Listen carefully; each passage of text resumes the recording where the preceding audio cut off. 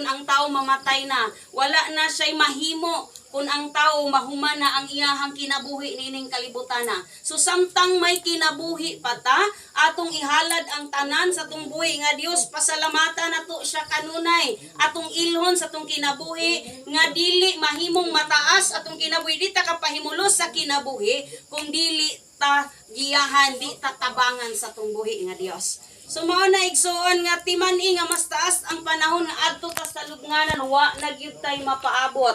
Di na takalagad sa Ginoo dito, Basa pa ko, mabasa ko ba? Kung unsa ang atong pagkinabuhi diri sa kalibutan, mao na nay hukman sa Dios. So samtang may panahon pa ta, kanunay gid natong itugyan ang atong kinabuhi diya sa Ginoo, matag tuig magpasalamat ta na dili na isyo ng wala ta ikahanda kay dili na mo'y gipangita sa Ginoo.